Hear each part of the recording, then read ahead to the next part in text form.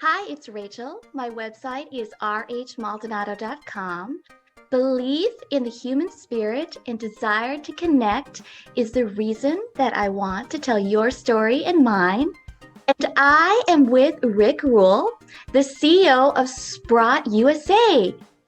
Rick, tell me about this. Well, it's a pleasure to connect with you, first of all. And I guess telling you about it involves a discussion we had before we began recording. The first part, Sprott itself, I guess, for your viewers, is a publicly traded investment manager. It trades on the New York Stock Exchange under the symbol SII. We manage or administer about $16 billion in assets, virtually all of which are in natural resources and precious metals. We're Canadian domiciled, but we operate globally. The biggest part of our business is here in the United States. Wow, that's incredible. So you're the CEO of Sprott USA, and how did this start? Couple answers to that question. As a very young man, I became interested in natural resource-based businesses. Ironically, because I think I like to be outdoors. I was interested in geology, I was interested in agriculture, forestry, all those things. The consequence of that is that I've gone into a profession that has kept me office bound for 45 years and precluded me from going outdoors. Wow. So, one mistake led to another, but it's been a very nice set of circumstances. Starting the business really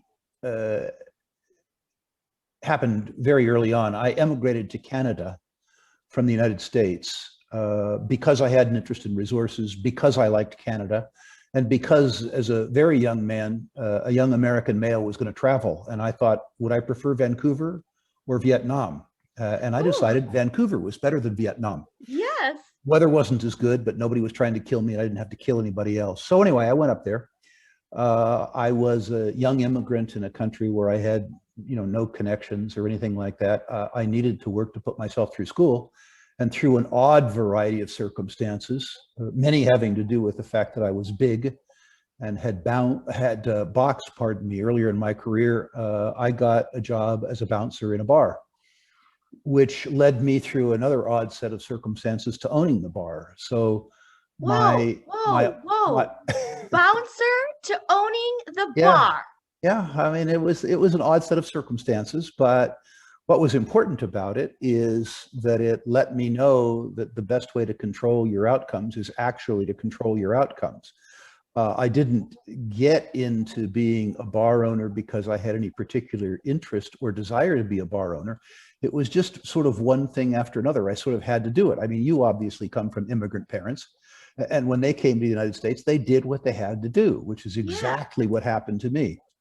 So you're resourceful, and now you're in the resources industry. Wow. The lovely consequence of that is that my bar was sort of an information center for financial services people in Vancouver. So I had the ability to learn natural resource finance in a way that one never could have in business school from a professor. I learned it from geologists, I learned it from stockbrokers, and I learned it particularly by getting them drunk and asking them questions where they were probably less on guard than had I asked the questions in other circumstances. The real deal. That turned out accidentally again to be a real advantage. The most important advantage, I think, is that later in my career, when I was involved working for other people and I was uncomfortable with the decisions that people were making, and felt that I needed to structure a business that protected my clients from the greed and larceny of my bosses, that as a consequence of having been an entrepreneur, I was willing to start a business again. And I started what was then Global Resource Investments and operated it as a sole proprietor for, if my memory serves me right, 20 years. Before that business grew to the point where I didn't feel I was capable of running it anymore. And I sold it to Sprott so that I could be part of a larger organization. So Rick, when you're moving up the ranks, and you are truly moving up the ranks from, the bouncer to the bar owner to the CEO of Sprott. When you're thinking about being an entrepreneur, is there anything that tipped you over the edge that I can do this or I like doing my own thing? I, This I is think fascinating. I think entrepreneurs are people that find themselves in a position where they don't have a choice. They Mm, have to do it. I think what happens for successful entrepreneurs, and I've known lots of them, is that you identify a need in the market that isn't being fulfilled. You identify a way to serve people who aren't being served, and you figure out how to do it. And after you've done that, you have almost no choice. You're psychologically compelled to do it. I have met entrepreneurs who describe themselves as being motivated by the money. mm, But the truth is, I think real entrepreneurs are more motivated by the challenge. Sidebar to that, I was probably age 29 before I figured out how to make money. When I was in my 20s, making money was important to me. Uh, and when I stopped being focused on making money and began to be focused on serving my customers better, letting the money take care of itself, yeah. literally within 90 days, my income probably doubled. In other words, by not worrying about making money, I started making lots of money. And I think the common thread among entrepreneurs is that although they may pretend to be money driven, and certainly some of them like the things that money can buy, it's the sense of mission that drives a successful entrepreneur. And the money derives naturally from providing more utility to people than one consumes, Yes. pardon me, oneself. So you say that the challenge really intrigues you and entrepreneurs in general. And when you started your company, Sprott USA, were there any challenges that kind of threw you? You know, you've been doing this a long time, but are there any that are stick in your mind as kind of fun or hard to do handle? Well, there was a variety of challenges. I'm a pretty good investor and a pretty good speculator. I would be charitable to say that I was challenged as a manager. I'm lousy at it. So I've managed to make some ridiculously good hires and some ridiculously poor hires. I'm also temperamentally and psychologically not very good at dealing with regulators or government. Mm, The idea that somebody gets in the way of people of goodwill who want to do business with each other and it puts an arbitrary set of rules in place, uh, let's just say it doesn't suit me very well. So I've had an ongoing challenge with trying to fit myself into the pegs that have been yes. ascribed to me by various levels of regulation. The blessing has always been the customers. I learned probably 20 years ago that the best thing that you can do with a difficult customer is explain to that customer that they would be better off obtaining that service from a different person who they get along with better, which is to say, learning to fire customers. What you find in business is that that 5% of your customers who are problematic consume, if you let them, 50% of your time. And Yes. what Yes. you ought to do is focus that 50% of the time on the 5% of the customers who you service best. In other words, love those who love you. And so certainly one of the lessons that has allowed me to be successful is, despite the fact that I've worked very hard to attract customers, I've also been fairly good at firing them, which allows me to focus on serving people who like what I have to serve. I like that you know what works and you're efficient.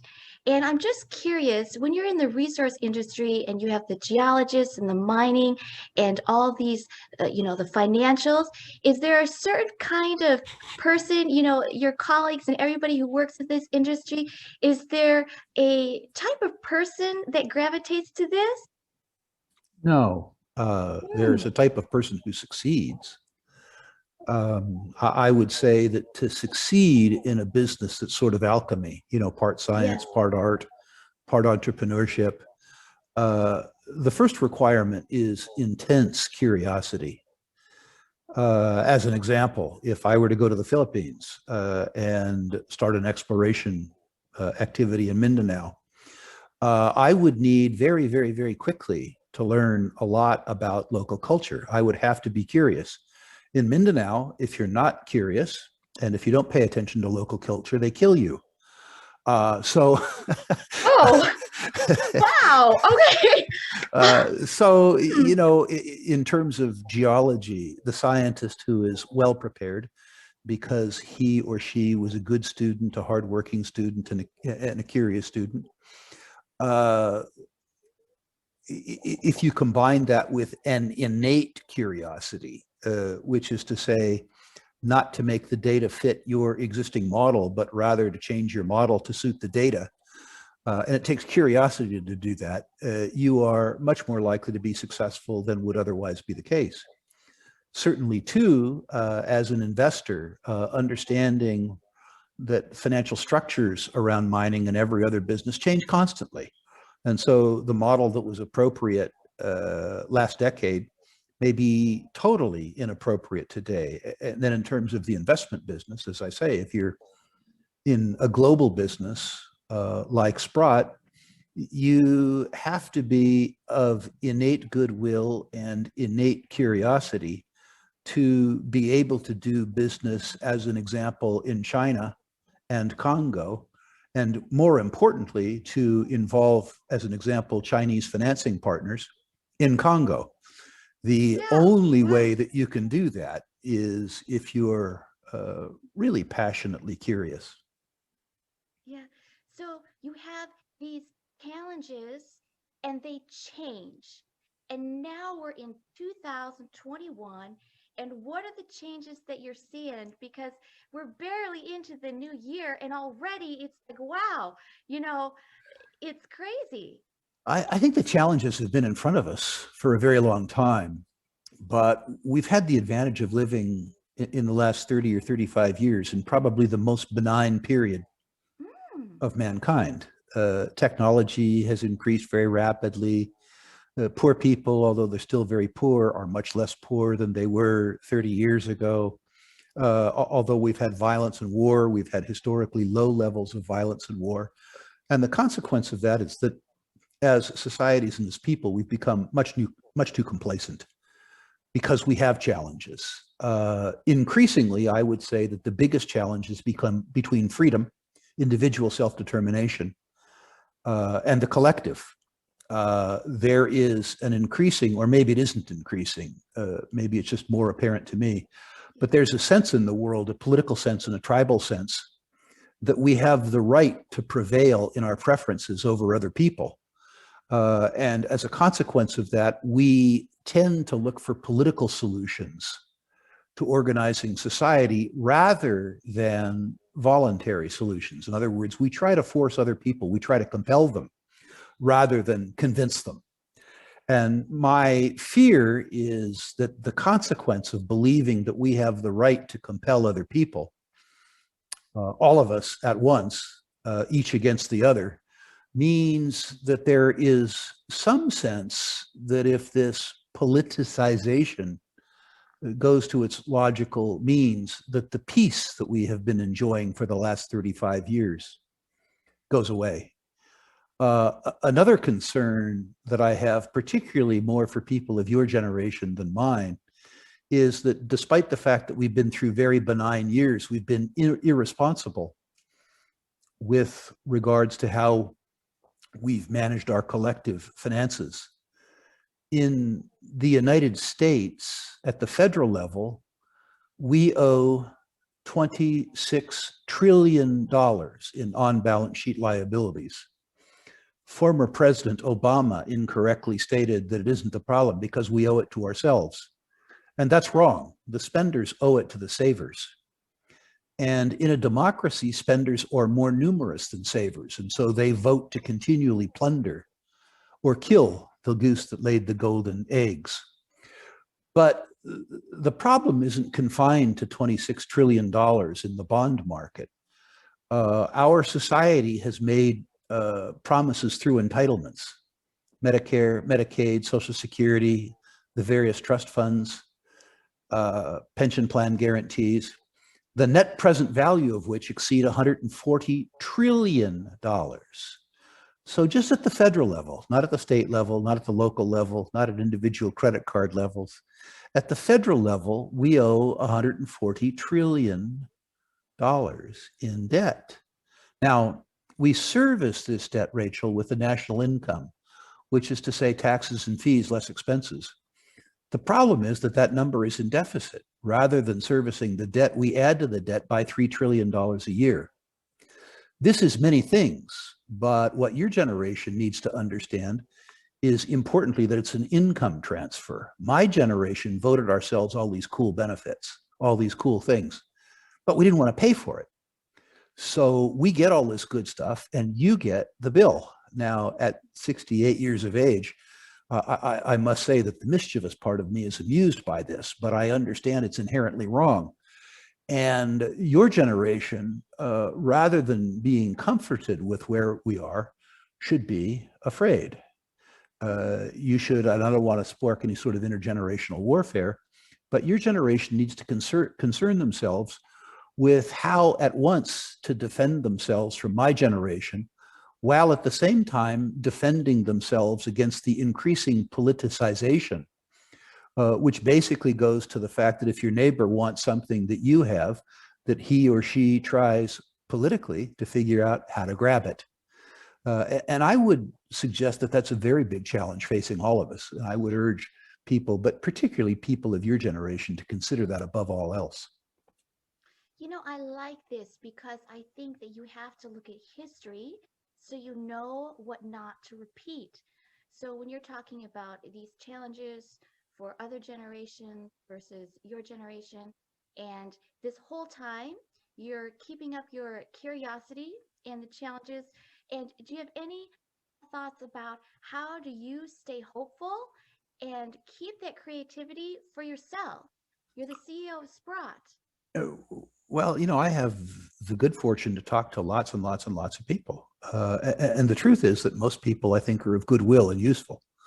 That isn't to say that I don't meet some people who, despite my age, I'm tempted to practice my old bouncing arts on. Oh, But that's different. The truth is that technology and goodwill can get us through any challenges that we face, if we face them. I like it. The last 35 years have been so benign that we've done things like forget to save. We neglect the fact that individually we are responsible for our future. The government isn't, our neighbor isn't, nobody else is responsible. We're responsible for our future. So things like a $300 pair of shoes, or a cup of Starbucks coffee, or a car that might convey some status, assumes an importance to us. We confuse what we want. We may even want it with what we need. What we need to do is save. We haven't done that for 35 years. And I think it's impossible that the collective will save for us. Yeah. I think it's impossible that Rachel Maldonado can count on the fact that society will take care of her in her old age. She has to do it for herself. So the first thing I would say is that you need to defend yourself with measures that are under your control by saving. The second thing, and this is going to be commercial, you know, I'm from Sprott, which is a natural resources and precious metals investment firm. The mechanism for storing savings over millennia, when the purchasing power of the reserve unit and the purchasing power of the savings unit was being destroyed, is gold. If you think, as an example, about normal conventional savings instruments, the most important is the US 10-year Treasury, allegedly a riskless asset. It's difficult for me to understand how it's a riskless asset when that creditor owes $140 trillion and is making provision for it by adding to it by $3 trillion a year, which is to say it's not a riskless asset. But it's worse than that. It's a riskless asset that pays you 1% a year in a currency that's depreciating by 1.6% a year. For the first time in my life, Rachel, the government is inadvertently telling me the truth. They Mm. promise me that if I buy a US 10-year treasury, they will give me back less money than I gave them at the beginning of the exercise. And while I admire the fact that it's true, I don't like the value proposition. Uh, if you believe, like I believe, that one of the functions of a democracy is to facilitate the war on savers who are scarce by spenders who are numerous, and you understand too your responsibility to your future in the future to be a saver, you need to defend yourself from the spenders. Yeah. And historically, the way that's been done is with gold. I would urge all of your listeners to look at their income stream from salary, investments, or any other sources and save 10% pre-tax. Pay yourself first. It's a budget item. Mm. Pay Spend yourself money first. after you have paid yourself first. And I would urge you to take some amount of money, perhaps 10% of the savings, and store that savings in some gold-related asset. And pray that this old, fat, bald, white guy was wrong. Pray that the gold doesn't go up in price. Pray that the insurance that you bought wasn't needed. Yeah. Well, I think that is valuable advice. And I thank you so much because someone like you, you've really studied this and you know, and you're trying to help everyone also know what to do with their finances. And I have one last question for you. What makes you feel alive? I am that intensely curious person that I described to you. So every day, my lot isn't to find something that interests me, but rather to reduce the number of interests that I have to the hours a day that I can spend accommodating it. One of the things that I enjoy now in what I laughingly call my declining years is mentoring. And Oh, I'm very fortunate that through technologies like Zoom, I'm able to speak with groups of young people in Rwanda, in Estonia, in Latvia, encouraging that same curiosity that helped me. I'm interested too in continuing to help build the Sprott business. We service something like 200,000 customers and investors worldwide with 200 employees. So all of that is fun. My wife and I have built a new house in Washington State, which I'm enjoying. And so getting used to a new locale, the beautiful outdoors in Puget Sound. I'm looking out the window as I'm talking to you, looking across Puget Sound at Mount Baker. And that gives me a different style of joy, but joy nonetheless. yes. Well, that is beautiful. And I thank you so much, Rick. All of your information is so timely. Thank you so much. A pleasure. Thank you for the opportunity. Thank you to Kate Wolfer for technical advice and Linroy Palmer Coleman for music.